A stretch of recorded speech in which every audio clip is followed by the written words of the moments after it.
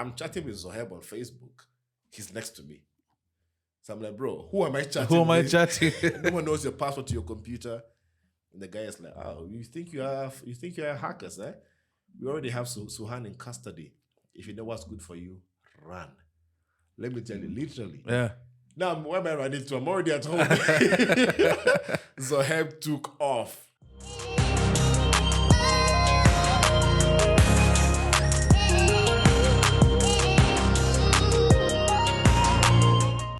Every other time with Eric, we have a nice episode planned for you guys today. We have quite the treat, a bright episode, if I may say. We have a legend in many facets, former school alumni. I keep having my alumni back, man. I think telling you. St. Mary's legends, man. We're everywhere. Bright Gameli, man. How are you? I'm all right, yourself? I hope I said your name perfectly right. Yes. Yeah, man. Welcome to Every Other Time Studios. Okay. I'm sure to some of the audience already, they're like, I've seen this guy somewhere. I've seen this face somewhere. I easily can call you a cybersecurity guru. Well, I will accept that. A PhD holder at 28. Bro, that was tough. I will tell you why. It was the most difficult thing I've ever done. There are guys who are still in first year, first sem, year 5 at 34. So a PhD at 28 is quite legendary, man. Yep, it is. And you've been at the forefront. I like using the word forefront because everyone I have here tends to always be at the forefront of whatever field they're in. You are synonymous with cybersecurity in our region. Whenever people see this ensemble, they're like, I've seen him, I've heard him talk about cybersecurity. So I'll take it back initially because my first encounter with you, of course, was high school. Yeah. You were a few years ahead of me. Yes. But you were always in the comp lab. Comp lab. Yeah. Where I was almost expelled. Yes, yes. So what's your origin with tech, with cybersecurity, with IT, with AI, with all of it? What was your first interest? Where did that begin? Man, I'll take it back. So first of all, thank you for having me here. Most welcome. It's an honor to be part of this series. You know, when people invite for a podcast like this, it's not. I don't take it for granted. It's such an honor to be here. Our pleasure. And also to be with an alumni. So my tech journey started when I was pretty young. I was 5, 6 years old when my dad brought a computer home. I didn't know what it was exactly. I've seen computers online, but this one wasn't looking like a computer, like a briefcase kind of a thing. So we basically started tinkering around with it. And there was a book next to it called MS-DOS 6. Yes. And I started reading that book. I'm like, okay, it has commands, has things to type, you know? So I just kept on practicing with that. At age? Yeah, 6. 6, wow. Yeah. Then later he got me to go to a computer school. But by then I had really advanced. This is about 2-3 months of reading that book and stuff like that. So I had already advanced. A guy came to teach me at home. He used to come every other day after school. So after school, this was my computer lessons. And I learned pretty fast. So where did your dad have the foresight for that? Because no, he just because he had a laptop in UK. Yeah. So he brought it back to Ghana from then. So tinkering with that became a part of my life. I just could not stop. I read that book cover to cover in less than 3 days. Wow. And basically now just start practicing, and I became really good at it. So when I went to a school to learn computer science, computer packages, yes, I finished everything in less than a day. So what I'm hearing here is it just happens serendipitously. Your dad comes home with a laptop. Yeah. You're in a briefcase, yes. Briefcase machine. Yes. I don't want to call it a laptop. This time you're in Ghana. Yes. You've not yet moved to Kenya. Not yet. And you're talking about MS-DOS. For those who are watching who are similar age, 35 and they will understand. CD enter. I remember my mom used to, she put for us some computer games on the computer. Yeah. And to access, you had to CD enter. Then you go to directory. You had to cram those codes. Yeah. So that is a TBT. I'm telling you. So, those now, I still use such commands though, until today. I'll come back to that later. So I did that entire class that day. I asked for the exam. I wrote the exam. I passed. And that's how my computer, and that was the first and last computer package kind of a thing that I did. Came down to, so fast forward later, my school that I was in, we used to. Hold on. Sorry. Yeah. Hold on. So, because again, serendipitously, your dad brings the machine. Yes. Thing, right? And within no time, he realizes your interest is probably above even human beings, leave alone children. Yeah. Because he said in a few days you had read the whole manuscript for MS-DOS. Yes. So did that make him then now push, like bring a teacher? Yeah. And that was the because he was like, this is unusual. I'm a little genius here. He took forever to learn that MS-DOS. I've done it in a few days, and he's like, okay, I think we need to just take this up. I'll call a computer guy to come teach you. And the guy comes to teach me. I'm just moving. Yes. I'm moving. I mean, he's basically come to validate what I read. Yes. So would you say you're a savant in terms of IT? I don't know. But savants don't say I'm a savant. Yeah. But have people call you a savant? Sometimes people do. Yeah. Yeah. For people who don't know what that means, a savant is just someone who's extraordinary at a specific things. Usually, in most cases, something to do with technology. Yeah. Math as well. Yeah. So you're in Ghana. How do you end up in Kenya, first of all? Well, so I mean, fast forward to that, my dad had gotten a job in Kenya with the All Africa Conference of Churches, and we all moved here with him. Mind you, my hobby at the time was I wanted to become a software developer, an engineer, because I created my own virus when I was young. So I thought, oh, this will work. I mean, I'll become a software developer. I can create more viruses. And I kept on going to, what we call IRC chat rooms back in the day. It's like the WhatsApp of those days. Yes, yes. So your private groups you have to be invited into. What year is this? Man, that was 2002, 2003. So who are your friends? Because if you are at that level, at that age, and outside us guys want to kick a ball and wanna play hide and seek. I was not a normal kid. No, why lie? So you compartmentalize. I was the kid who organized the estates soccer games. Okay. So I was still. Meanwhile, when I come back home, I know where to actually spend my time tinkering with that, gaming, and at the time I was a pro gamer. Who are your inspirations at that time? There's a guy I met, and funny enough, I can't remember his name. He was one of the first 5 employees of IBM. IBM, yes. Those days. Yes. This dude, you know how you write 01001111? He understands that the way you write English. Wow. The way you write my name is. Yes. He writes such things in the computer code, machine code. Yes. And I'm like, man, this guy's a genius. Like, how does he understand all of this pseudocode and everything? So he was one of my biggest inspiration when it comes to tech, to cyber, to the cyber world of things. And he used to tell me all the stories about IBM. And at that time, I regret not taking keen lessons of those moments, because it was just a story to me, not knowing that was actually planting something in my head. Yes. About how they started, how they tried to move on and everything. So he used to tell me short stories of how they used to work together, coding, developing programs, developing kernels. Kernels were the backbone of what we have right now for most of the softwares we have, the operating systems. So I was fascinated by that entire journey of his.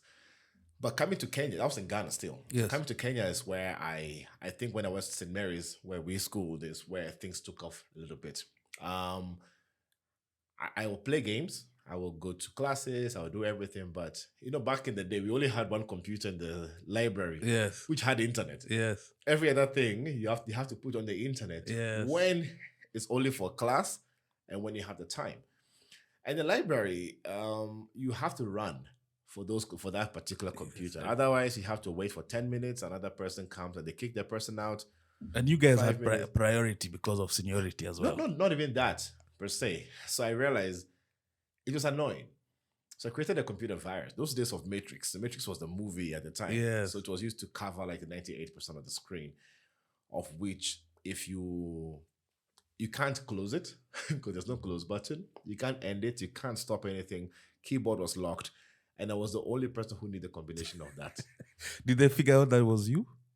Well, they eventually did, because after they leave, I come to use the computer and I'm not leaving and I'm not stressed out. Yeah. Then I planted a malware on this on the machine as well. So anything anybody types, those days love letters were being typed by Yahoo. So at this advanced level, at that age, Yeah. what does the what do you call it? The timetable IT class do for you then at that They were time? boring in a Because way. that's like because, Stone Age. Yeah, to me, I'm just like, come on, teach me something new, teach me something different. But I became friends with the computer guys, the lab, the teachers. Mr. Nyadida. Nyadida Munywa, who was the head of the IT office. Yes. I used to spend time in his office helping him do repairs. He would teach me a few tricks that I don't know. Because the thing is, what I've learned from that is I'm not the only one who knows everything. So basically going to him to see how he does some installations, some tricks of repairs. I started doing that for other people. So then I started a business. I started getting softwares from the dark web of those days. Yeah. We call them warriors groups. So the warriors groups are very secret groups. If you get an account, you're lucky. Yes. You get all softwares you needed. Some of them might be malwares, others are not. You download them, then they give you a list. So you choose the softwares you need, you pay me, I burn it on a DVD, and I bring it to you. Wow, that must have been lucrative. It was. I was loaded. I was loaded for a few months. Are you seeing how divergent that is? I at best I think I sold lollipops. I sold fake IDs, man. Yes, guys are selling software. Even I used to sell Kit Kats in those days in the castle. Oh yes, yeah. I think we did procure from you guys. Yeah. So the entrepreneur spirit was also there. But this IT, this gift you have, does it translate to like other subjects in terms of academia? So I struggled with very weird subjects. So I was really good at chemistry. Then biology was a struggle. I was really good at math. Physics was a struggle. I don't know, but I later kind of blamed the teachers because I think they were not translating what a subject meant or they were supposed to teach. I blame them. Maybe it's them, maybe it's me. But to me, I blame them because other people are getting something and I'm not. And it was very few people who used to get that. But again, my interest in computers was the main focus. And I thought I would always be the software developer, but cybersecurity or hacking at the time became the focus.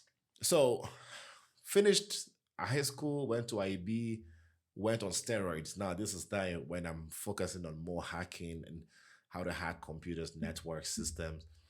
So I hacked the school network, St. Mary's. I got to the exam. There's actually one computer for exams. So I got into that computer, saw all the exams for that has been set months in advance. And I even told them, like, listen, either I've not shared with anyone, but I have seen all the exams already. So I had a special exam for some of the classes, which was unfair because. But was anyone like, because if I am a teacher and there's a student who was hacked into our system, I'm not getting mad at him. Okay, initially maybe for like 5 minutes, I'm like, but I'm like, yo, this guy is special because being able to hack into our system that easily. Yeah. And what made you tell them? Because I would have just done the exams. But I mean, my ethics were still strong with me, so I didn't think I was going to do that for any bad thing. They didn't penalize me. They actually understood. The headmaster at the time, I can't remember who it was at the time, and they took it in nice and easy. And Father Boniface and the likes. Yeah. They actually, so I know they took me in and said, "Oh, you know what? It's a good thing that I'm using my skills for something good. Yes. You know, not for bad things." So I've always been on the good side of things, and so I learned about ethical hacking, which has been in my head. Finished St. Mary's, went to Daystar University. So Daystar University, it's funny how I got in. I went to apply for applied computer science, and they said my grades were just below what would have qualified for that class. Yes. So I was at Daystar Valley Road, and one of the computer for the registrar got spoiled. Yes. When I was there, I'm like, I can fix it for you. So they wanted to give me management information systems, and that's not what I wanted. When I helped them fix it, I was pushed to, they're like, this guy knows what he's doing. We can give him the computer science class. Yes. That's how I was able to get applied computer science. And Daystar was where things took a huge turn. Applied computer science was great. Again, struggled with physics yet again. But every other class was fair. But I started doing, So again, my entrepreneurship skills were still there because I was the one in charge of the internet off on the campus, Yeah. controlling. I bought what they call repeaters. So the repeaters basically take one network to put it in another and then repeat it. So I repeated it all the way to off campus where I was staying. Yes. Then I used that to start selling to other people. You're selling internet too. Yeah, so they don't know they're using the school's internet. So what's the going rate for internet? No, at the time Through they're Bright. paying 500 bob a month. That's a lot of money. If you get many people, that's a a lot of money. Yeah, and then if I see you're downloading too many movies, I reduce the speed. And what But about also, I used to download movies from the main computers in the science labs, of which, so I was the first to get Prison Break. I was the first to get Lost. I was the first to get all the movies. I was the first to get the latest music. So I became a hub. You've touched on something very, very important. You talked about keeping your ethics intact from the beginning of your whole gift and navigating this gift, because I mean, internet has all the best things, but also all the worst things, you know. That's true. Including things like pornography, snuff. We hear about. I'm going to ask you about the dark web specifically. Yeah. So, what inculcated that ethics in you to know that this thing is, I'm gifted, I can go all the way left, but I'm going to keep it on the right side of things? So to answer that, I think because a lot of people always come to me for help. And when I help them, there's this nice feeling that I get. I'm like, oh, wow, I've solved the problem. People will bring me computers which have been infected with viruses. So I actually learned reverse engineering of viruses when I was in high school. I could basically get your computer back without losing any file. No formatting, no reinstallation. Basically, everything will still be intact. So I learned how to reverse engineer malwares when I was still in high school. And that was a nice feeling that I was able to do that, but also it was annoying that the fact that I was the only person who could do that. Yes. You know, it's a bit weird because I'm like, who am I among everyone else? You like Spider-Man. Yeah. And I'm the only person who could basically do that. In undergrad, I got into the bad side of the law. So I was in an IRC chat room. Why Daystar? These are Daystar University. Okay. Chit-chatting with people. And I was getting my hacking skills were getting better and better in labs that have been created that I can practice with. I've hacked the school network. I created 4 students who never existed to help moderate the class, not because the teachers were favoring women, and that was a fact. Actually, they got penalized later because they're favoring certain type of ladies. So a lady who never studied for exam will still pass. Why? Wow. So I was really mad. Yeah. And that madness, I said I wouldn't change my grades, but I'll make sure I help everyone else. Yes. So before the grade moderation, the 4 students automatically get injected in the grading. So everybody gets a fair. You would have been a great classmate to have. Yeah. Right now, I'd have things hanging up, top students. So it moderates, so we all don't fail because of unfair advantages that other ladies were getting. Later, when in that IRC chat room, we call it Internet Relay chat room, I was chatting with some people and they call themselves Anonymous. Now, you know Anonymous now. The guy with the mask? With the mask. Yes. I knew Anonymous when it was a group, not a movement. Yes. Right now it's a movement. Yes. That time it was a group. So we're many, almost 100 of us. We had different sectors of different skill set of how to apply. So we were told about 50 of us to send what we call a ping. We had some tools that were going to send a lot of traffic to an IP address because we believed this particular IP address was unfair to the world. We wanted to solve the world with the good guys. Good guys, yeah. To help people. Ethical hackers. Not knowing that was Google that I was trying to hack. Oh my goodness. Bro, Interpol came to my house. Interpol came to your house? Yeah, but they're everywhere. Now that I talk to them all the time. But I'm assuming Interpol come to your house, you're probably what, 19? 18? Yeah, 18, 19 thereabouts. What does that feel like, Interpol? I was like, wait a minute. First of all, I was lucky my parents were not home. So are they coming on some, what's the vibe? They came basically, so before that, it's a friend of mine called Zoheb. He was the only other person who was close to doing what I was doing. We created the phishing page for Facebook back in the day, you know. What is phishing? So phishing, I was about to explain that. So phishing basically is duplicating a page that looks like the original one and prompts you to actually give out information that you're not supposed to. So if I create a page for Facebook, username and password is not the real Facebook page, but the address looks like Facebook. So we call it Facebook Advance. So people thought it was Facebook Advance. Yes. And just and they put in their details. Yes. The moment you do that, we collected the password. We collected 180 passwords. How does a layman know?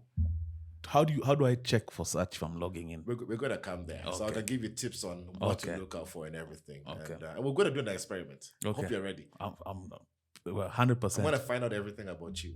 Oh my goodness. Oh my goodness. Sure. Yeah, just by your email. Okay. I'd like to know what was the last Airbnb you went to. Hey, cut. So we're going to do that experiment a bit later. So it's called Zoheb. Zoheb and we had a friend called Suhan. Suhan was in China at the time. So Zoheb basically got... so Zoheb was the orchestrator. And then I was with Zoheb at his house. I mean, bro, your phone has been buzzing with numbers from the States, Germany, Russia, everywhere. If you check the country code online, they're like Russia. Yeah. Check the country code Belgium. Check the country code Germany. I'm like, who are you? People calling you. Yeah. Then we went to my house, thinking maybe his internet was messed up. Got to my house. I'm chatting with Zoheb on Facebook. He's next to me. So I'm like, bro, who am I chatting with? No one knows your password to your computer. And the guy is like, oh, you think you are hackers, eh? We already have Suhan in custody. If you know what's good for you, run. Let me tell you, literally. Yeah. Now, where am I running to? I'm already at home. Zoheb took off. Hey guys, every other time with Eric, man, just a bonus clip. Polite request. We are on a journey to 1 million. Our next target is 15,000. A lot of you guys are watching, not subscribing. Most of you are regular viewers. Take this moment right now, man. Hit the subscribe button. It does a lot, even for our legitimacy. It's been awesome so far. Next milestone is 15,000. We might have a giveaway, actually, for the 15,000 subscriber. So I asked now that you hit subscribe. Every other time with Eric. He took off. He went to pack his bags on the way to his brother's house in Karen. Cops were outside. Took another taxi from there, went to the bus station, took a bus to Mombasa. Yes. Got to Mombasa. Cops were there. He's like, now he has to run. So on his way to Nyanyuki is when he called me again with a different... He even threw his phone away. Yeah. You know, the movies, you're like, actually ditched the phone. Yes, the guy ditched the phone. So he called me with another number much later. But this time, may have just come back from somewhere. I think to Nyanyayo house. It was a white room. You know, the guys take you in, they question you. They're like, so you guys were hacking? I'm like, no, me, I'm just doing what I've been So told. are they curious? Is it negative vibes for like you guys are just dangerous or like? Yes, it's an international wide operation being sent out. Like, these are the people, these are their IP addresses. We didn't know how to mask ourselves back then. So what do you say as a defense? I'm just telling you, take a look at my computer. I was only told to run the command and everything. So they figured I was just a puppet. So they let me go after like 2-3 hours. But it was a mental torture, you know. Because in a room, it's white, it's quiet, like this room right now. Yeah. You have just water in front of you. Oh my goodness. Drop silent. Psychologically. And I'm young. I was young. So we left. We basically got... so when he called me, it's when they also tracked him down and then they arrested him. Same thing. You know, they talked to him, same story. So they let us go. But also, the stupid thing we did was that all those accounts, he posted part of the passwords online on Facebook, which, again, you're violating rights of people. By the time, Facebook hacking was not difficult. Like, I had another app for Facebook. So far as I chat with you online, and I send you a link and you click on it, I automatically have your accounts. All my accounts. On my phone. Yeah. And I log in as you. And I can update as you. So when people say, a lot of times we used to see people saying, oh, I've been hacked. What's the ratio of truth and lie there? Because some don't even know they've been hacked. That's the thing. If I was to bring my laptop here, there's a very high chance I can send an email from you to anybody else to come as you. Oh my goodness. It takes 10 seconds to do that. You can send an email as me. So what's safe? What's in this ecosystem of today? I even want to touch on things like KPLC tokens, because sometimes you feel like, this week I've spent way more. Like, I feel like someone Any is... system can be hacked. Let's have that fact. Define what exactly hacking means. Hacking is being able to actually get unauthorized access to a system and being able to have the power to manipulate anything. Let me give you a typical example. A betting app. When you get a betting app, you bet. Are you a Man U or Arsenal fan? I used to be an Arsenal fan. I don't watch soccer as much anymore. But same here. I don't watch as much. But if Man U and Arsenal are playing, it's quite difficult to determine who was going to win. So if the game ended at 4-0, and you place a bet of 2,000, 10,000 shillings, you'll get an amount of profit, right? You can actually pause the betting before the game ends. But when you post on the system, what we call a post request of that, it will come as true. You can now change the betting to be that you knew the game will end at 4. But the system of the betting takes the request as you had posted it before the game started. So what do I need to do for you to retire me from an 8 to 5?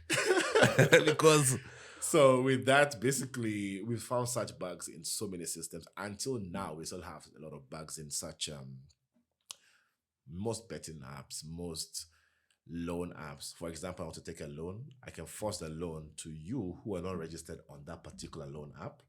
So you get the money, but you never requested for it, so you don't have to pay.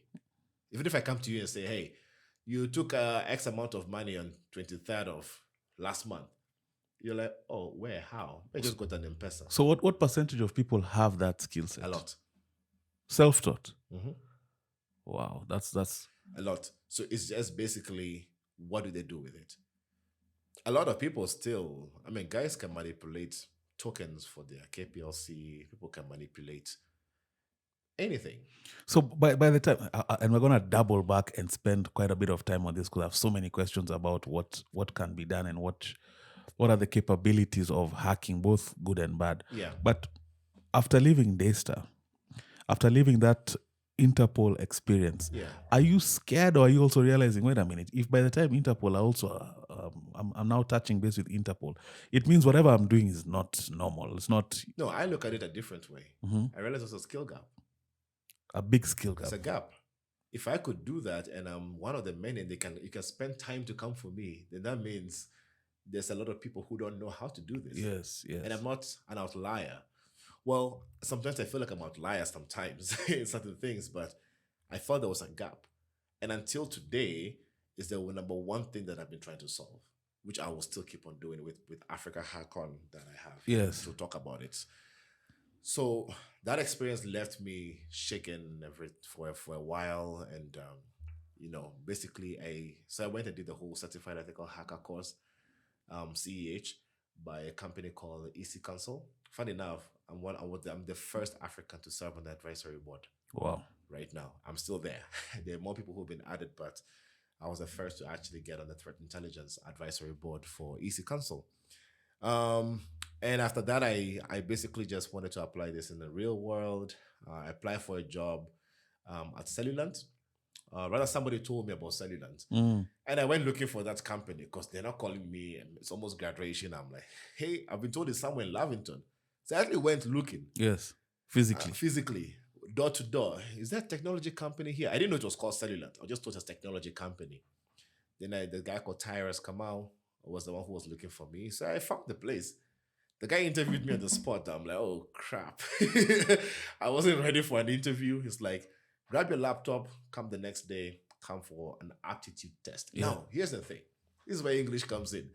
When they say aptitude test, what comes to your mind the first? What's the first thing that comes to your mind? A bit of math, a bit of language. Because I'm thinking in the aviation context. And those boxes and square patterns, psychometric test. So I came. It was actually database test, Linux operating system, and a cybersecurity test. Now, I'm not good with databases. Linux, I'm fair. Cybersecurity part of it, I aced it. Yeah. So I knew I wasn't going to get the job. But he took a chance on me. He was like, you're teachable. Yeah. It's okay. Go grab your laptop, go change and get ready for a job. You're coming in the afternoon. I was like, what? This after Daystar? This after day. Just, in fact, after graduation. The graduation day. No, a week before the graduation. Yeah. So I told him, oh, I'm going to go for graduation on Friday, so I'll not be available and everything. So the next Monday, I started a proper job. This is where I learned people are good at what they do. And Cellulant was, man, brilliant minds. Let me tell you, people are ninjas. Guys nobody ever was using Windows. Young guys? Young guys. Everybody was young.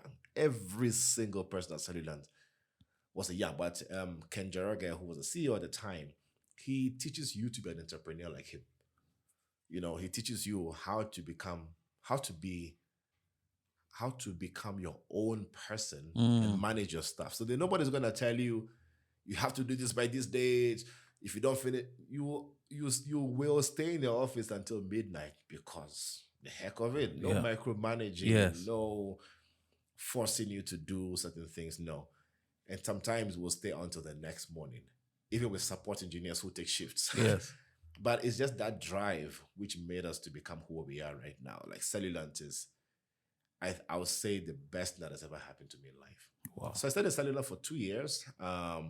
Made a lot of mistakes, man. Let me give a typical example. And what's your capacity? You're there as an entry-level cybersecurity engineer. Okay. So I was the first foreigner they've ever hired.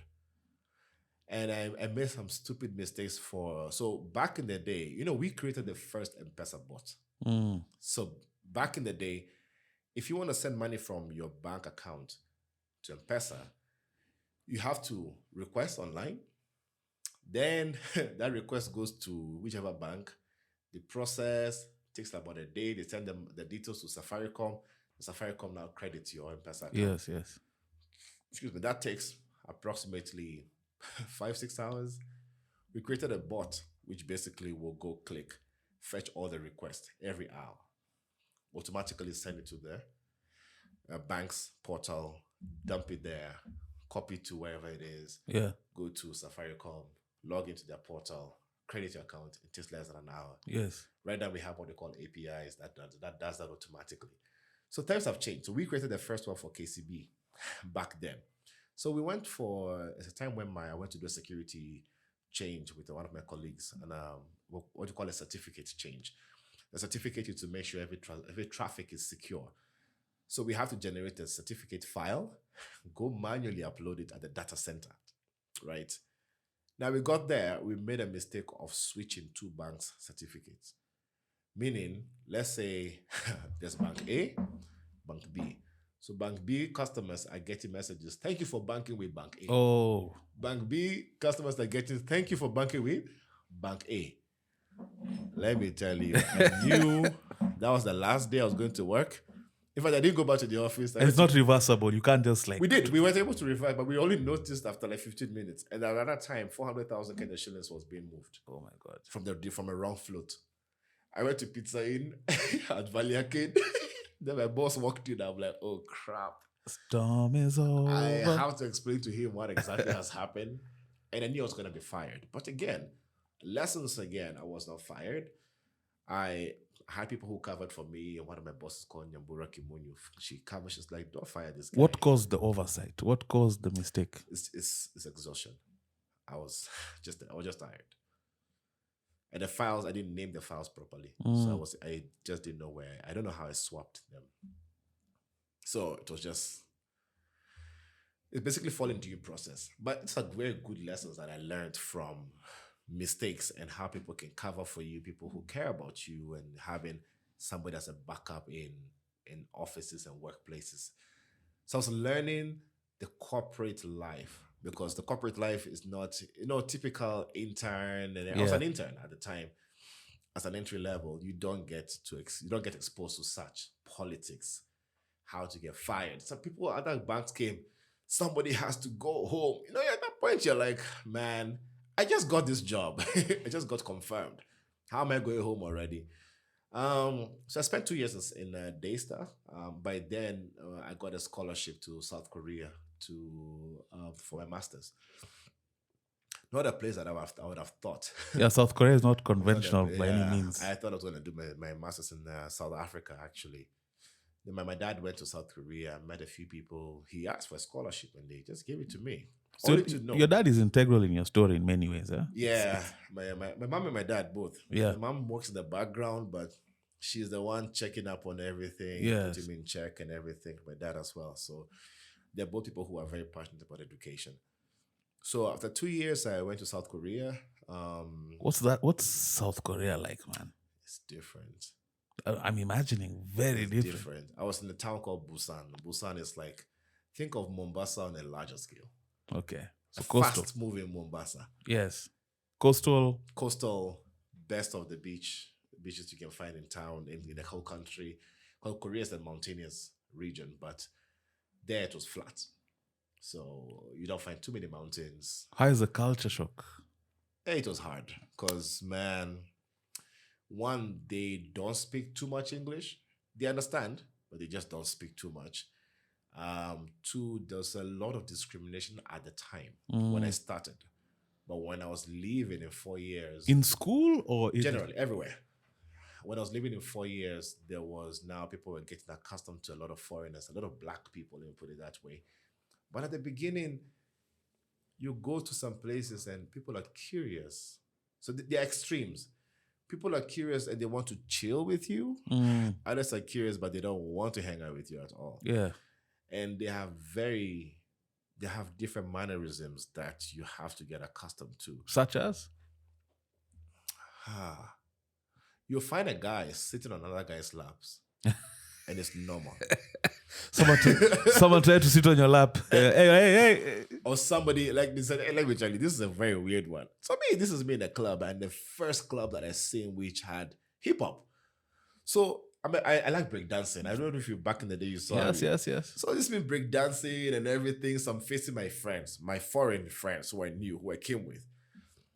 Then somebody smacked my bum. So, a guy. Oh my goodness. So turn around, I'm like, what the hell? To them, some group of people that's saying, wow. Or like a pat on the... Yeah, it's like a pat on the back. To me, I'm like, bro, that's awkward. We're about to square up.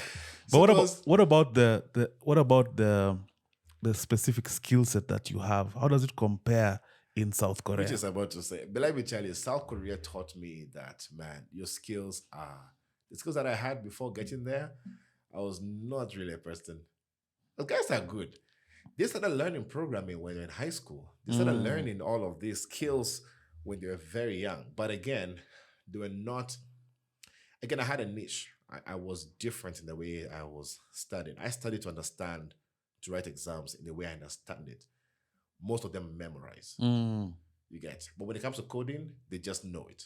It's a basic skills they have from high school. They don't memorize those ones. Technology is the backbone, and they have that in the back of their head. No matter what you do, you need to know tech. You know. And I was saying that there's specific companies that everyone aspires to work for there. Yeah, like Samsung, Hyundai.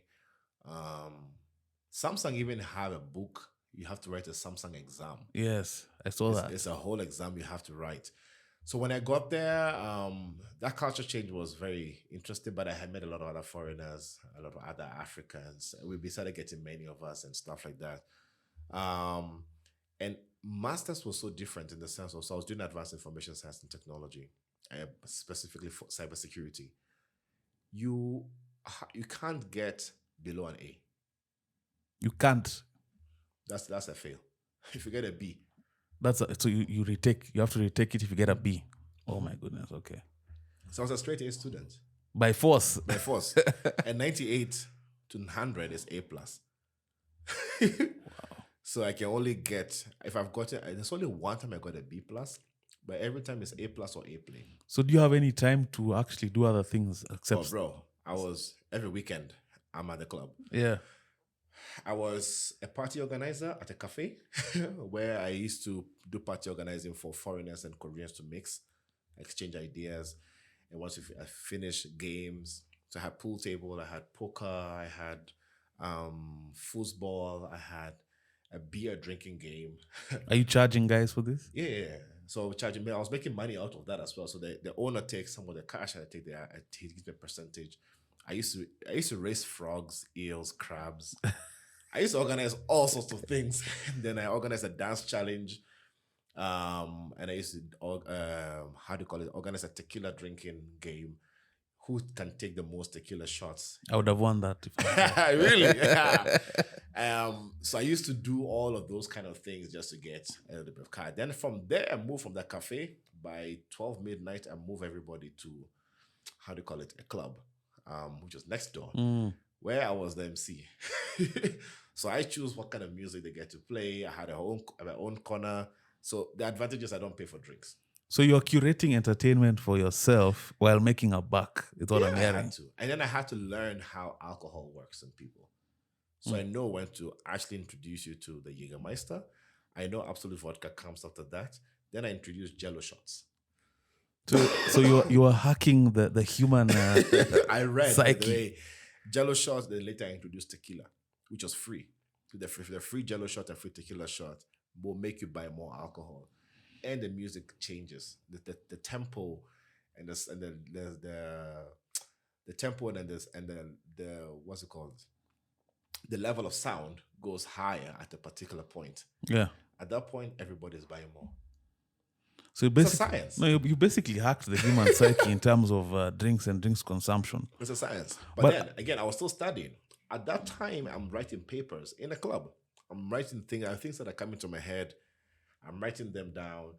I'm networking with people. And that really helped me a lot. Because I've published, I think, almost 15 papers, journals. These are hardcore papers, not your typical newspaper article. No. Scientific. Are they public? Yeah. If you Google my name and put Google Scholar, you'll find some of the papers that I've written. Some that I've published and then you have to present all of those papers. In a master's class and PhD, you have to present a new idea that you've learned. So master's used to be once every month. You can bring a new thing. So I used to present things about M-Pesa, USSD, and everything. PhD, I had to do that every week. So where are you aspiring? What is in your mind in terms of when I finish this, I want, what is that gap there? What are you thinking of? Where do you want to work? Skill set building, awareness creation. How can I create the right cybersecurity awareness for technical people, non-technical people? That has been my philosophy until today. That's what I've done. So there's no specific company you are aspiring to go and be a part of? Oh man, I applied. Let me tell you, I'm coming there right now. How I applied for jobs and it don't work. So finishing masters, you have to repeat 3 exams you've written before. And you have to repeat those exams. Not that you have failed. No. It's called a graduation exam. To confirm. To confirm that you actually know what you know. Yes. So I did my 3 exams. I passed. I overdid my credits. I was supposed to do 24 credits. I ended up doing 40 credits, 42. So I came back to Kenya. I sold everything. I'm like, I'm done, Yeah. My dad is like, go back. I just talked to professor. He says you got another scholarship for PhD. Yeah. I'm like, I'm just about to turn 26. How long is a PhD? 2 years? 2 years. I did it for 2 years. But the thing is, I was so curious to go into every class. I just kept going all along. So basically, I overdid my credits. So PhD was supposed to be 36 credits, of which you can only do a maximum of 6 credits a semester. Those are 2 classes per week. I ended up doing 10. So every week I was doing 10 hours of classes, and that was quite intense. I needed to make money as well. I was broke. The money was never enough for my parents. So I was teaching English to kids. Yes. In what we call a Hagwon. Hagwon is an academy, small academies. So I was teaching English to kids. One time, this is, for those who are watching, never judge me by this. I learned how to do pole dancing. Pole dancing? Like actually pole dancing? Yep. I was ripped. Wait. We're not just going to skim through pole dancing. No, pole, because it was, and every club has a pole. So I'm like, why don't I get to dance and show people? Like down to your undies and everything? No. Okay. No, not that far. But all the way to just, taking a few part of my shirt off. Guys are putting what's the currency, yen? Korean won. Korean won. Guys used to throw money. Yeah. Hey, let me tell you, it was the easiest way to. So you're like money. Rent, lunch money, and then free drinks. Free drinks. I used to be the opening act dancing and emceeing. I hope you have a video of that. There somewhere for drag queens. So there's some drag queens who, man, before they come on stage, I'm the one who is hyping the entire crowd. It's a club called Yaman. I'll never forget that. Necessity. Let me tell you guys. Was the things people do to survive. I model for C-Rock. I don't even know where that picture ever went to. There's a day I saw a zombie movie being acted around school. I went to ask. I want to be part of that. An extra. Bro, I got like almost 50 G's for that. I was like, yeah, I dress up quickly, makeup. I was a zombie. Hey, it was the easiest 50,000 Kenyan shillings. You're an interesting fella. You've wow. Hackathon, pole dancing, same guy. And I did a work in a factory, and I don't know if I should say this, but here this is raw, right? Yeah. Just a sex toy factory. I was a dildo filler. You filled dildos. So all shapes and sizes. They come. So when they come, the outside part of it is a lot of more rubber.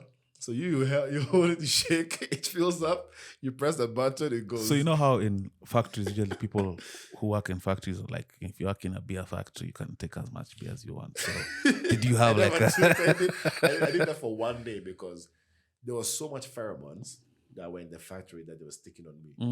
No matter how much you shower at the time, man, people in the subway are just rubbing themselves against you. So they actually use a lot of pheromones. Yeah, I didn't know that. So I'm just there like, man, this is awkward. Pheromones, chemical that attracts the opposite sex. In case anyone's wondering, so it was too much. It's like another hack. This guy was hacking the system. So I said, no, this can't be my life. So I started working. So there was a very interesting job that I did. I can say it now because it doesn't happen anymore. An intelligence agency from Europe approached me and said, we want you to do research. They actually pay me for research. So basically, I learned things. I started studying a lot more code, writing malwares, selling some of them, doing research for them, going to conferences. I used to go to conferences and they pay for me the conferences. They pay for my travel, my accommodation. They gave me a stipend. And I basically go to learn what people do and I bring it back to them. Nothing malicious, which I find quite interesting. And I'm like, it was, and some of them I do actually be the person presenting at those conferences. And it made me feel different. Yeah, this black guy from Africa, nobody can believe that you can do anything yet. You go to a conference and you're dominating the entire space. And to me, this is just normal for me. Yeah. I wrote my first paper was actually IEEE published. And IEEE is difficult. Yes. For you to get an IEEE paper, I've published 2. It was not easy. So that basically became my lifestyle. Just trying anything new, but I had my fun. So meeting foreigners. A lot of teachers were there. People were teaching high schools and all the hag ones and everything. So I finished that. So I came back to Kenya when my dad sent me back to go do the PhD. PhD was intense for all the 30 hours that I have to do in total. So I finished everything in 1.5 years, wrote my paper about how easy a country can be hacked, technically. So I did the whole hacking of Kenya. And I wrote that paper, I gave to some communications authority. I told them, this is how easy Kenya can be taken down if you want to do it. My friends helped me to do a lot of their work as well. In terms of research, we hacked 36,000 Wi-Fi passwords in the country. We showed how easily we can collect all Wi-Fi details. We did what we call a wall driving. You basically drive around the whole Nairobi picking wireless hotspots automatically. So an antenna was on top of the car, just kept moving, driving. And we try to match that against the database we have and we can get the password very easily. PhD requires you to write 5 exams, which you never failed. All at once. Again. What do you mean by all at once? I mean, in one sitting. Oh my God, yeah. Master's was 3, PhD was 5. So that's a day of just exams, back to back. It's like 5 hours. Oh my God. Bro, I faced it. And for you guys, writing exams is this or this? Oh, writing, handwritten. Right, okay. So did the 5 exams. Again, I passed. And funny enough, that's what I finished when I was 28. I was the first in my faculty to ever finish at that age. So I actually got 2 certificates. an ordinary certificate and my normal PhD certificate. So from there, before that, I was applying for jobs. Man, I applied to almost 60 to 67. So with that qualification, why is it hard to get a job? If I you're was overqualified for so most guys are jobs. seeing your wait, this guy's 28. Wait, this guy's 28, done this. PhD. If you start paying him X amount of money, he's not going to stay for long. What's the entry level ask for your salary at that qualification? It depends. It depends on which company. I actually got a job which was, I was going to be rich in Abu Dhabi. They're offering $16,000 a month. $16,000 a month.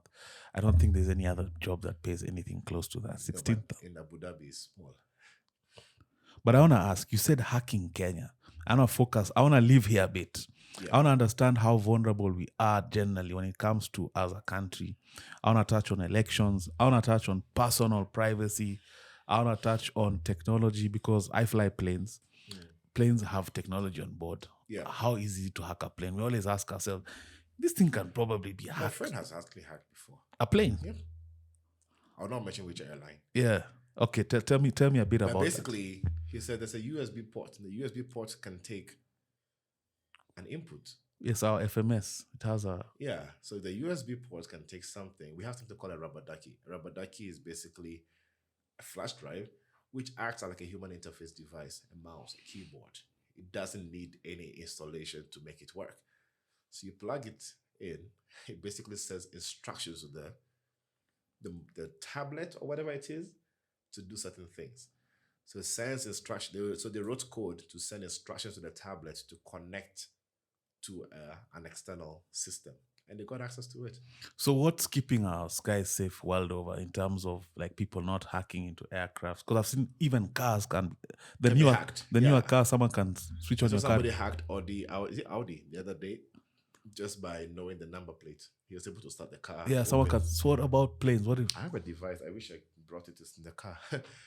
That device basically I can put on any TV, anywhere. Traffic lights. Traffic light. There's an extra baseband. I actually have ordered them. It should be landing today. Yeah. It's basically going to help you to try to see traffic. So basically anything with the wave, that's a frequency, it can actually help you to analyze that. So you can clone an NFC card. It's called a flipper zero. You can clone NFC cards. You can clone RFID tags. You can...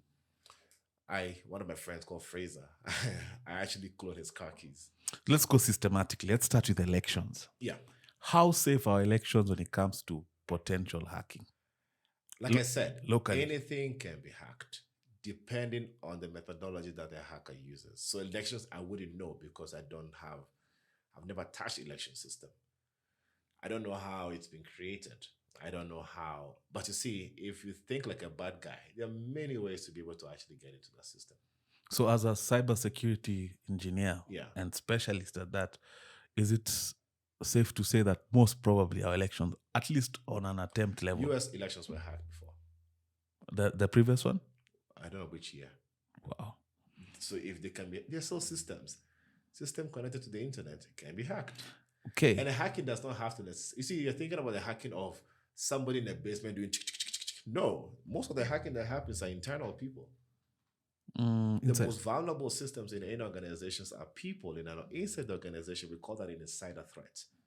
Insider threats are the most difficult things to realize because the insider knows how systems have been created. They know how to manipulate it. They know the loopholes. So where does cybersecurity compare to in terms of who's leading the charge? The unethical hackers or the ethical hackers? There's a balance. So we have white hat hackers who are always protecting the ethical guys. We have black hat hackers who are always trying to be offensive security guys. And then we have gray hat hackers who are in the middle. So I learned both sides to be gray. Why? Because I know how your house has been built. Now I know what kind of wall you've built. If the electric fences, I know what to do to disable that electric fence as a black hat. So I'll tell you, the electric fence are not enough. Add a guard dog. You understand? Don't come with a ladder when, like for example, if I have a flipper zero, the device I'm talking about, and I see an electronic gate, most probably I might be able to tap into the frequency and actually open the gate. There's some cartel guys I follow on TikTok. Voodoo. Yeah, They call voodoo. They call themselves voodoo something. They have that the device. device. Ah Yes. man, it's the best thing. I buy such gadgets Did for I just say follow some cartel guys on air? Sorry. I basically, even though we all follow them because you want to learn how the bad guys are thinking, Yeah. is the only way that I can offer advisory to my clients as well. So I have clients who they've been hacked, they don't know what happened, they don't know how to be able to recover from that, they don't know what the next step. Those are some of the things I've been looking to. What about my private information, private security as a novice, as a normal layman? How protected am I? How, let's say we're going to do an experiment here. Uh-huh. Let me get to my phone. Oh. So let's do a little bit of an experiment and see what can we get. Nothing controversial, please, man. I have a day job. So let's wow. go. So you're pretty much not safe if you have a.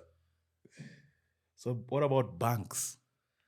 Again, if you have a system, banks have been hacked. Anybody can be hacked. What's your email address? Eric, no, I have 3. Mutiso Eric 25 at Gmail. Mutiso Eric 25.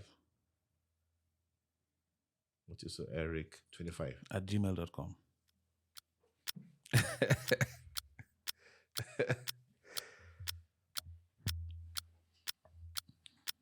So he's hacking my email in real time. I don't know what he's doing. Oh, I'm just trying to check to see who are you on the internet. So, let's give it I don't know. I might not find anything. I might find something. Okay. So, first of all, you're a Christian. Let's start from there. Okay. Knowing that your phone has been connected to, how do you call it, a Bible app before. But the username you used back then was Eric Motiso 430. Mm-hmm. Still searching. I still have a Bible app. Yeah, you still have it, huh? Yeah. But I was trying to do the Bible in a year. I think I made it to April. What? Yeah, I only made it to April. The Old Testament is too wild. You're the strong ones. So this basically shows details. It's still searching. Maybe the network is slow, but it shows me details about your Bible app. The last time that you've been on Google Maps was 23rd, which Google Maps was activated. Yeah. And is this whatever you're using? Is that something I can have access to? Yes, you can. It's publicly available. Oh, okay. What's that? It's a portal. Okay. That we have. So there are many tools. Though we call this open source intelligence. There are so many open source intelligence tools that you can use to fetch information about people. So the reason I'm actually emphasizing on private information you don't is have much. X, Spotify. Whew. You're safe for now. But most of the time, some of the things, because this search 361 sources to be able to fetch details. If I get the username that you have, which is Eric Motiso 430, have you used that at a lot of places? I'm not sure. Not too sure. But if you get some of these, I have another page. It's called like what's my name.app. You can basically search every other social media platform that you have. So you can profile somebody very well just because of basics of things they have around. The reason I'm asking about private security, we just had like anti-government sentiment in the past few months, and I would imagine that if I am government or I have government resources and Bright is causing chaos, like you're unuprising, wouldn't I use such a resource to just find all the data I need to find out about If you have the skill set, fine. But applications have limitations as to what you can do with them. You can be the national intelligence, you can be the military, you can be the government. If the privacy of the person has been set, and you can't bypass that easily. So how do you set for the layman? How do you set? So basic security skills. Everything falls back to your email. Your email serves as your core element of being able to know how safe you are, whatever it is. So I tell people, secure your email first. Then everything else can go on. So if you secure your email, Username, password being strong, and a strong password is a password with a phrase with spaces in them, right? If you have spaces in the password, it becomes much more safer. Then you can have things like an authenticator. The authenticator is basically to make sure that your phone can be used as the way to authenticate if it's you or not. So if somebody steals your password, even they can't get access to your password. Then things like what you call a backup code. Every time you set up your username and password, it has something called a backup code in the settings. You have to basically download it and keep it somewhere, not on electronics devices, but on a piece of paper somewhere. Print it and keep it somewhere. So in case you ever lose your phone accounts, whatever it is, you still can use the backup code to get back into email. Because your email is actually linked to other things like your X account. I still find it very weird calling it X. Twitter account, your Instagram account, your WhatsApp account. Your WhatsApp also has two-step verification. Your LinkedIn, Facebook, all of those also have two-step verification. So we need to set those basic things. That's like a gate at your house. Yeah, just basic. And if you ever feel you've been compromised, clear your cache and cookies very easily. Those are some of the things I tell people. Just have the bare minimum to be done for your safety, right? If you don't do those, people can now start trying to brute force into some of this. But back in the day, it used to work. Brute forcing means trying every single password combination until it works. So it's not easy even for law enforcement. I know how I see on and Twitter. There are billions of potential passwords. Yeah, exactly. So when I see people on X like, oh, my account is going to be hacked by NIS, I'm like, God, guys, it's not that easy. It's not that easy. It's not that straightforward. That's comforting to hear. Yeah, it's not that easy saying they can just, you know how you see in the movies. I mean, it doesn't work like that. It's not as easy of, oh, we can get into your Instagram account and they start watching you. Guys, those are movies. What about that thing that the Saudis used on Jeff Bezos? What is it called? No. So there are some advanced tools that are able to, they still have to find an entryway. So there's an initial entry point they ever use, which is using phishing attacks, sending an email to you or send an email to maybe the PA. It might not be the primary person, but somebody close. That's why a lot of research is done. There's a lot of open source intelligence is done to find out who works in the company. What is their name? What do they do? How can I get access to them? What do they talk about so that I can send an email to them saying your Bible account has been hacked. Click on this link to renew the password. Very high chance that Eric, you've used the same password everywhere else. Did they use the same password to log into your Instagram account, Facebook, or whatever it is, and they get access to your computer or somewhere and plant a malware on your computer or something like that. So there are those things so hacking is it's a process. It's not an easy. I think that's a very comforting thing to hear from someone like you. When I see on X, people are saying, "Oh, you've tapped my phone." It's BS, huh? It's BS. That's really nice to hear because for the most part, the general public, there's a notion that at any given time, so we assume that there are many brights in NIS, and that they are like guns for hire, like so and so find out, so and so find out. So that's the general consensus. But I want to ask you something about the dark web. What is the dark web? How do you access it, and what's on the dark web? What we use every day, Google and everything, is called a surface web, which forms about maybe 10-20% of the entire internet. There's the deep web, which is deeper than that, which is the below the surface web has.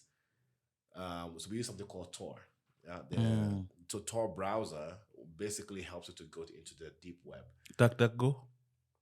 Yeah, DuckDuckGo can also help you to do that, but there's actually Tor browser.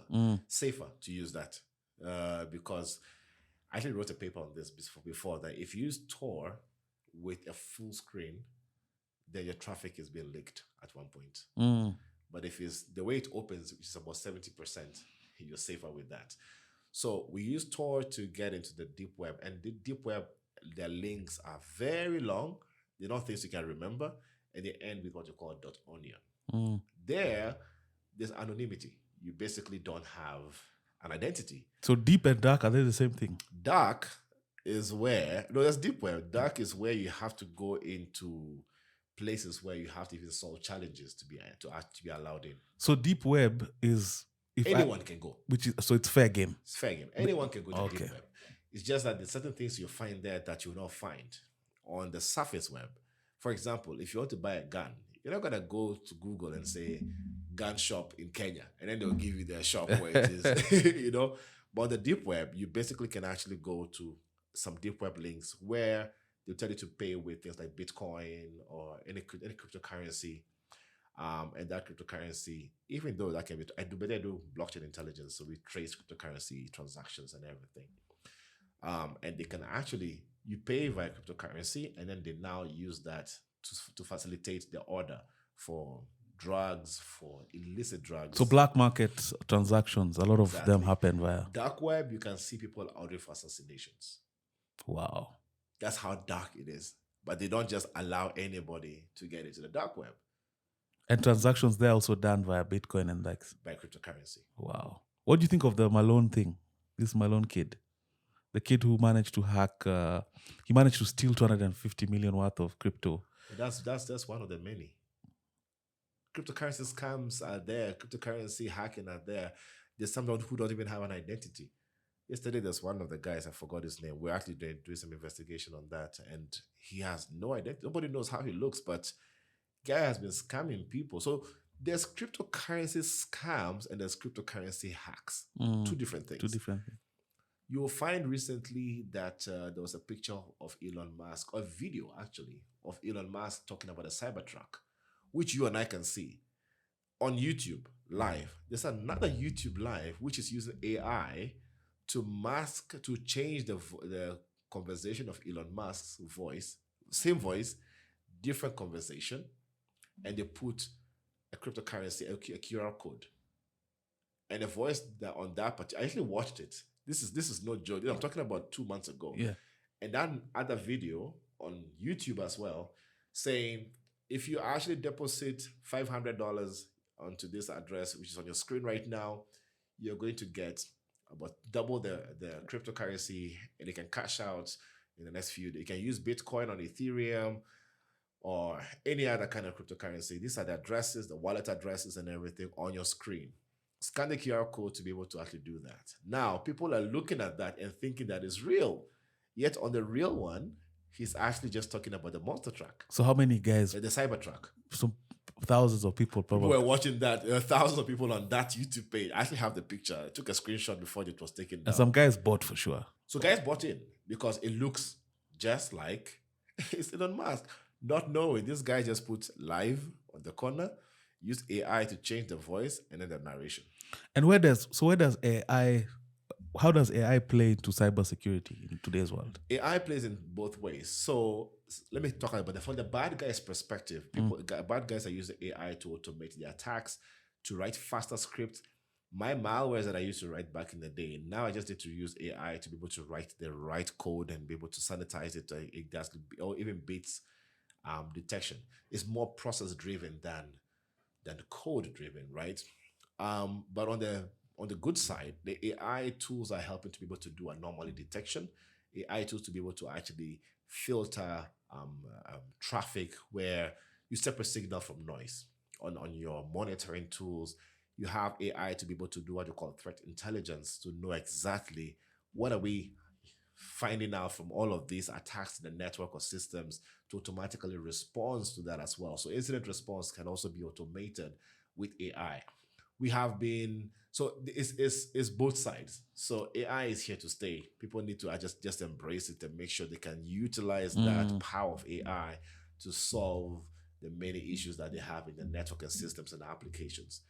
We can't run away from it. So is there a risk of rendering someone like you redundant with AI? Is that... Nope.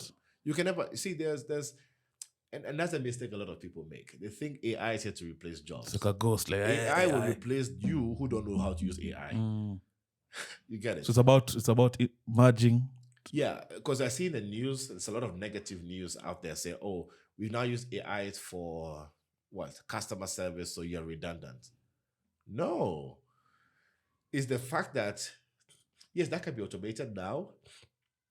But the thing is, there are other people who have to know how to use AI to automate 20, 30% of their work, or even 50% of their work, that as a customer service or customer, what's it called? Not customer service per se, um, customer success, So you can upgrade yourself from being a customer service agent to customer success manager. You understand? Yes, yes. That's elevating your career. If you know how to use AI, if you are a person who has so many emails, you can use AI to make sure your emails are responded to or filtered out properly. I have so many emails that I get in a day. How do I filter out what is good and what is bad? AI tools are there to be able to do that. In meetings, I want a recap of what happened. I have to step out. Sometimes I'm in 2 meetings at the same time. You're showing me offline yes. when we're discussing how he was yesterday in a meeting online. Actually, it was 3. Yeah. Because on the laptop, on the tablet, on the Meta, on the Meta AI, and in real time. There's a conference going on. I'm just there, like, it's just one of those rare cases, but it happens. So we need to start embracing technology. Back in the day, you never had Google. How are you learning? How are you researching? You basically have to be able to make sure that you search the right details to get the right result. Garbage in, garbage out. This is where AI also come in. Right now, to write a proposal, you don't have to spend too much time doing that. Research. So write details. Cyber criminals also now use AI to write the perfect email. That the email does not come looking like it's fake. Yes. Because back in the day, they'll start writing with grammatical errors. Like spelling. I see. And the person is in Venezuela who doesn't speak English every day. Right? His email was wrong. These days, AI is writing the email for them. So how do you keep your skills sharp? There are way too many available resources right now that are out there that people have to use. And I encourage people to read and learn what is out there by doing a lot of research. When I do mentorship for a lot of people through Africa Hackon, the first thing I keep on asking them, what have you researched about becoming a cybersecurity engineer? Go do that research, then you come back. When you do that, then I can ideally say, you know what? You basically have. Do you think people romanticize the idea of, because like you said, movies, people will see, and all of a sudden they think, I want to become a cybersecurity engineer. Yeah, but I think people also realizing the fact that there's more to just click like than in cybersecurity. There's also governance, there's policies, there's advisory. Do you interface with policy, or that's a different realm? I do all of those. I mean, I try to be all-rounded because I don't know where I'll find myself.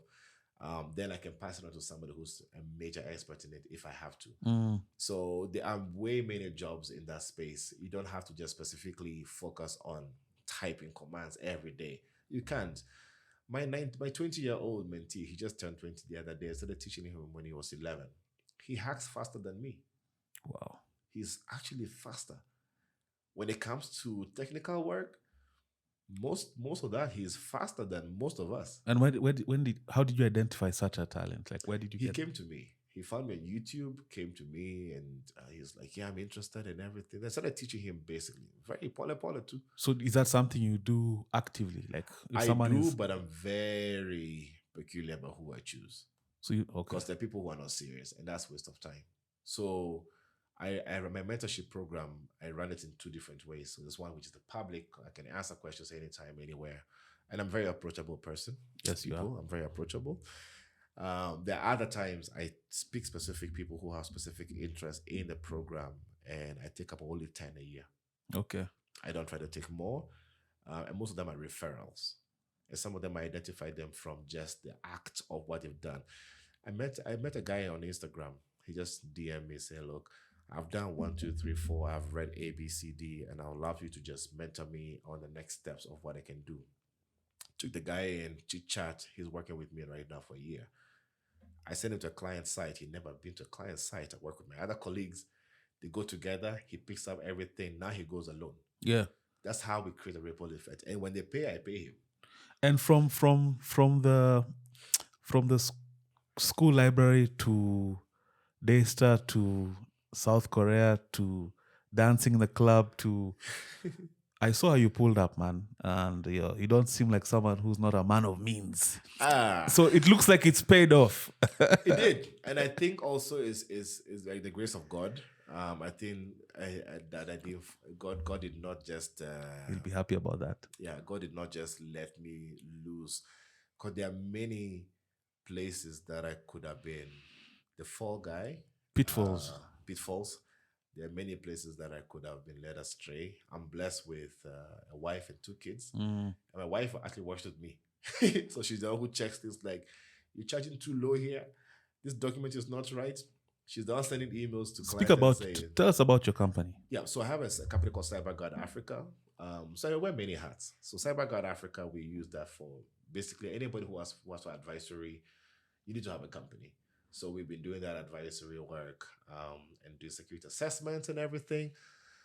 With that, I don't focus too much on it sometimes. I'm just building it slowly. But I work primarily with a company called Crystal Intelligence. We do blockchain investigation and assessment and compliance. So I do a lot of training for that. Then I I I like education, so we created a program called Intermata. Intermata EdTech basically helps teachers to set exams easily, and students can do the exams easily on the platform, and it automatically marks. Yeah, it's an assessment platform. And this is for different facets, not just specific to Different, IT. yeah, Okay. different math, English. So we basically now released one called Intermata Popote. So you can buy your cousin or your niece or nephew, whoever it is, like a credit. You do like you basically buy like M-Pesa, and they can redeem whatever grade they're in, whatever subject for revision. Okay. A lot of people want that, so that has just been launched. So it's called Intermata Popote, and we are trying to basically see how we can roll it out on a mass scale. There is so I also lecture at Strathmore University. I teach 5 cybersecurity courses, but it's periodic, so it's not back to back. Sometimes I pick 2 classes, others I pick 1 class. And then now running Africa Hackon. Actually, from here I'm going for an event where we having people doing challenges for cybersecurity, and we just trying to mentor them, teach them the ropes. Also, sport talent, yeah. Yeah, mistakes that I've made. Most of the people who go through my mentorship program or even work with me at CyberGuard, I refer them to other companies because I can't keep them. I'm not running as a 9 to 5, so I can't keep them in the company. So basically, they go through our program, they do some jobs. From there, I recommend them to other places. Others have gone to the UN, others have flown to the country. And I'm sure a bright recommendation probably goes a long way. It goes a long way. Yeah. Some people even use my name in some interviews, and that they're like, "Hey, are you sure Bright sent you here?" Yeah. So these are some of the things that I do. Then sometimes there's a company in UK called IG Smart. Basically, once in a while they call me just for advisory. So I try to balance all of those, but family comes first for me. You're a father of 2. So what does self-actualization for you? Because I'm hearing, irrespective of such a huge skill set and talent, for you giving back and the ethical side of things and actually problem solving is integral in for you having fulfillment. So what does, because you're still relatively young, man. You're not yet 40. I'm 37. 37. Yeah. So what does for you? When will you feel like you've self-actualized? What are those things you want to have achieved? And include even family, of course, like family, work, and you're like, I did my thing. I don't think it ever ends, but also there's always a limit to everything. So any way that I can give back to people to be able to become self-sustainable makes me happy. So tithing in church is one thing for me. Wow. But my tithe now, I switch it to helping people. So I've paid for school fees for my nannies and the kids, taking them to school, buying provision. I've bought kids laptops, and I teach them coding to become self-sustainable, that I can put them in a job. That's where I put my money. I like that. I do that religiously because I have seen them being able to, it becomes a ripple effect. They have been able to help other people, their siblings. They're able to use that to help their mothers and the fathers who are not doing too well. And Some of them are making really good money now. They've moved out of their parents' house. They're good. That is a very big fulfillment for me. So some of them, I take some people to, I take them for lunch or breakfast. That this one kid, he was really shocked when I did this for him, and I said, I want to show you how to eat in public because I don't think you don't know how to use a fork and knife. He's like, that was huge for him. Just him being able to actually know how to use a fork and Cutlery, knife, yeah. not eat sausages for breakfast with his with his hand. Yes, I said, nope. That was a differentiating factor. Another one, I started buying him, outfit. I wear kaftans, I don't wear suits. So I said, you're not going to go to public speaking event. I'm going to introduce you to such things. On stage, you're going to present in front of people. I want you to look presentable. So here are shoes, types you had to wear. Here's a kaftan. I ordered kaftan from Ghana for him, no cost. Gave it to him that he can feel how it's supposed to feel in public and everything. So that to me, somebody would be like, you've wasted money. But to me, it's not a waste of money. That guy is going to grow and become something else and be able to do the same thing for other people. Creating a ripple effect goes a long way in my Christianity journey. I love that. I love that. That's very profound, especially now you've segued into God. I think we need to also just live here a bit because what you've talked about with respect to tithe, I also adopted something similar. I used to give directly to the church. Yeah. And at some point now, I call it filling in gaps for people. Yeah. And maybe sometimes this small amount means nothing to you, but it might mean so much to this person. Yeah. And what you described is actually so profound, man. And it seems that's actually where you get. It's not really the skill set that gives you the satisfaction. It's the helping people. It's helping people. It's so I know if I go to the church, which is not wrong, I just know they're gonna use it to help someone else. But I'm like, okay, maybe now I know the person I want to help. Why don't I just do it directly? And so that's my philosophy for my tithing. And so I set aside an amount of money just specifically for basically helping people. And you see, some of these kids, they don't ask you for a lot.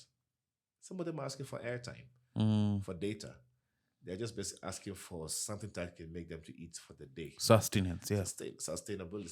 That's sustainability. And if you can help them help themselves, there it goes a very long way for me. So sometimes it's me spending my Saturday afternoon going to an event to speak, to talk to people, to guide them and say, this is how to be able to write or to study better, that they can actually give back to. So far as I can do that, they can also give back to the community. Imagine 20 other brights out there. And I've seen that happen now. There are many. When we started Africa Hackon, we were very few. But now Africa Hackon made the people to actually have other, communities coming up. And I was so happy about that because now we've reached thousands of people doing the same thing, but in our different communities. Communities have grown. They're helping other people and they're doing the same thing that we have done, trying to create that ripple effect. That's the only way we can change communities. And I believe if other people in other capacities can do the same thing, sacrifice a little bit of their time, their money, their knowledge, and do that, the world will become a different place. Wow, that's really deep. What do you do with before you go? What do you do with your downtime? What's your entertainment? What does your entertainment look like? So my evenings are me and the kids. You don't, family. If you call me after 7 p.m. and you get me, that's an emergency. Then maybe I might respond, but my kids are my number one priority. Okay. I work primarily from home, so when they come back home as well, sometimes I go to pick them up as the driver in case I don't have meetings. But I love spending time with them. Saturdays are for them. So most Saturdays I try not to do anything, but they're my focus for family. Other than that, once in a while I go out, with friends. My circle of friends are small. As much as people see me having 65,000 followers on Instagram, I don't have too many friends out there. So I have a small niche of very close friends. We don't meet every time, but once in a while we'll meet just to discuss, I think it's the natural order the older one gets. You find your circle tends to get small. Yes. Something happened to me. I don't think I ever told you this. If you realize that when I'm talking right now, I'm breathing in a particular way. Like I'm tired. January, was very close to meeting my maker. What happened? Effects of the COVID vaccine. That's what the doctor said. Got home one day, climbed the stairs, I collapsed. Wow. I could not breathe. I'm dying. I'm blacking out. So the washing machine in the back of the house. So I thought I slept there for hours. No, it was 4 minutes, according to the CCTV. 4 minutes, I could not tell where I was. My phone was in my hand, but I couldn't call my wife. And I'm like, what is going on? I knew that was the last day. Got inside to the house, basically crawl on the stairs. And then the last few steps, trying to take huge steps to get to my room. When I opened the door, my wife came quickly and held me.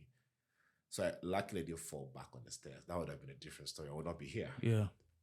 Thank God, I was gasping for air. So my wife opened all the windows, gave me an inhaler, tried to fan me, And let me tell you how I knew. Because when they said life flashes in front of you, I thought that was theoretical. I literally started seeing my wedding day, my presentations, my kids, my happy moments, which was quite interesting. I never saw anything bad. I just saw a lot of happy moments, and my body flashed out. I basically released. And then when I asked my wife, like, where am I? What's going on?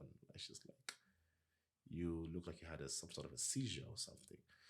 Stupid me. I refused to go to the hospital after I showered. Really? Imagine. I'm like, I'm fine now.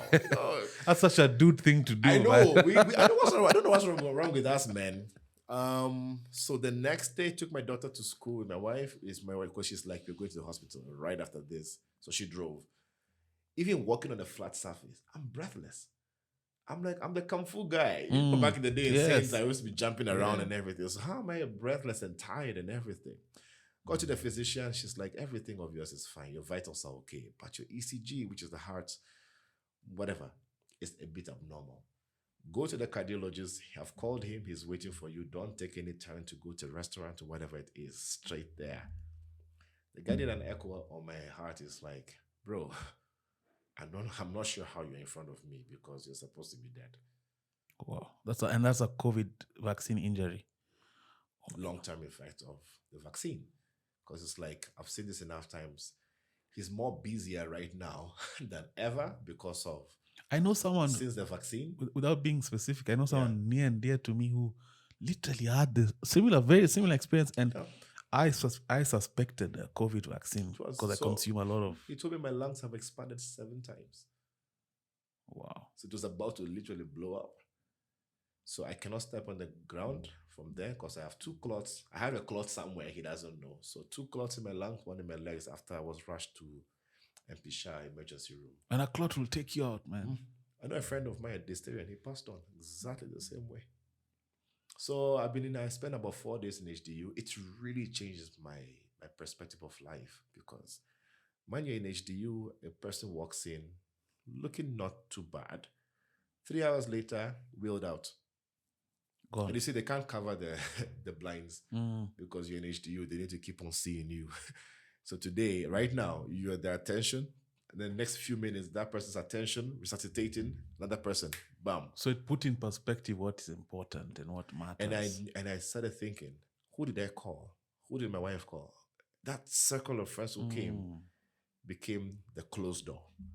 Because I'm like, this is it. This is the friends that I have. Those are the guys who actually matter. Those are the people who matter in my care. life. Because I could not think too many of people who I could have called for such a thing. And my parents are in Ghana. Who did they call first? Yeah. That changed a whole lot of perspective. So from there, I'm still recovering. So I have difficulty breathing normally. I'm not as fit as I used to be, but I'm getting there, thank God. I literally remember you doing flying kicks. Yeah, I used to do flying kicks and kicking all around, but I'm getting there. So I'm happy that I'm taking steps, but that was a scary moment for me this year. And generally just change my perspective of who am I? What is my purpose? What am I doing? And who do I hang out with? Yeah. I think that's a perfect way to leave it. I think that's beautiful, man. Yeah. You've painted such a nice picture of such a diverse person, a very unique brain, a very unique experience. Yeah.